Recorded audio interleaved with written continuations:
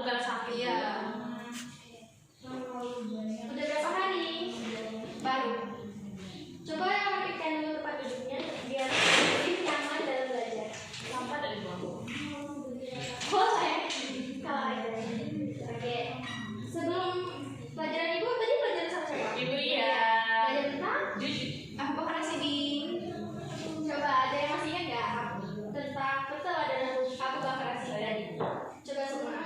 Keteladanan Abu Bakar. Abu Bakar As-Siddiq itu yang pertama jujur, kemudian yang kedua itu dermawan, yang ketiga itu zuhud. Di mana zuhud ini artinya adalah mementingkan masalah akhirat daripada dunia. Berarti masih ingat ya. Jadi keteladanan Abu Bakar As-Siddiq itu merupakan semua akhlak terpuji yang dilakukan oleh Abu Bakar ya. Jadi hari ini juga kita akan membahas tentang akhlak terpuji, yaitu tentang menghormati dan berbakti kepada orang tua, kalimat-kalimat positif dan keragaman sebagai ketetapan Allah atau sunatullah. Ada yang tahu apa itu menghormati dan berbakti kepada orang tua? Ibu, pendidikan. Ya, jadi menghormati kepada orang tua itu kita berbuat baik kepada orang tua. Betul ya. Jadi kita tadi menghormati dan berbakti kepada orang tua itu sebagai kewajiban kita seorang anak, sebagai balas budi terhadap jasa-jasa yang telah orang tua kita lakukan selama dari kita lahir sampai kita dewasa. Nah, berbakti kepada orang tua itu tuh bagaimana sih caranya? Yaitu dengan kita mematuhi segala perintah-perintahnya selagi perintahnya itu tidak menyimpang dari ajaran agama Islam. Seperti yang ada dalam Quran surah Luqman ayat 15, boleh tolong dibacakan? Itu aja.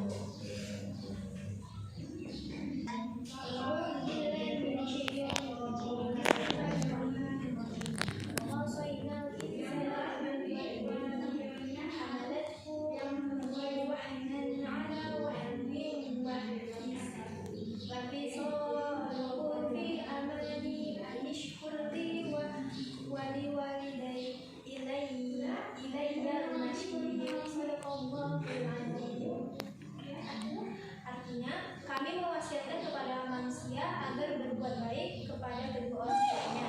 Ibunya telah mengandungnya dalam keadaan lemah yang bertambah-tambah dan menyambihnya dalam 2 tahun. Wasiat kami, bersyukurlah kepadaku dan kepada kedua orang tuamu. Hanya kepadaku kamu kembali.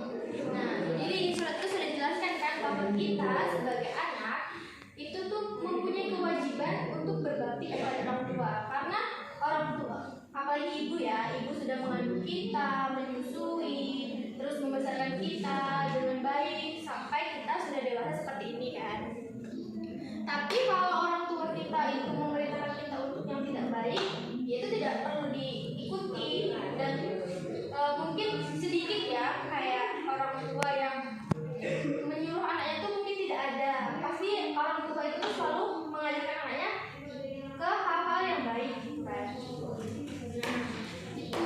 Nah, contoh berbakti kepada orang tua yaitu kita tidak boleh berkata kasar, kita harus lemah lembut. Terus ketika dia meminta tolong kepada kita harus segera laksanakan. Jangan menunda seperti iya nanti bu, iya nanti seperti itu ya. Nah, itu hikmah dari menghormati dan berbakti kepada orang tua ini ada banyak ya.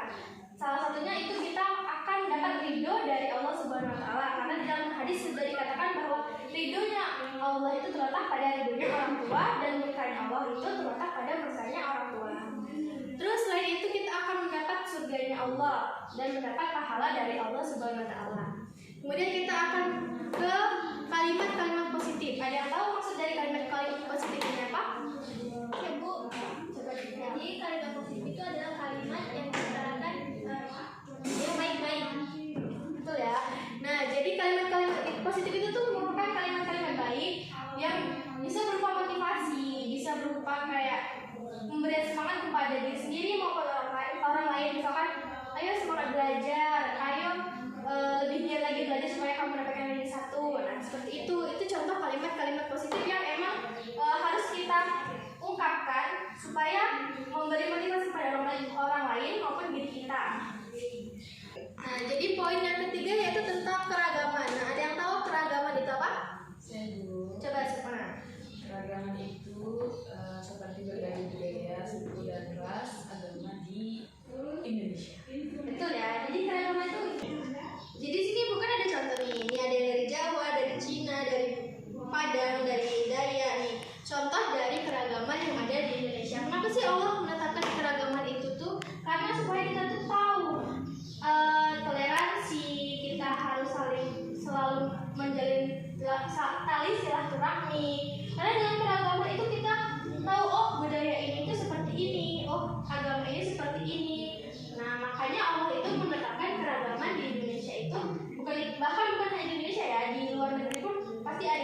keagamaan, baik itu suku, ras, budaya, dan lain sebagainya.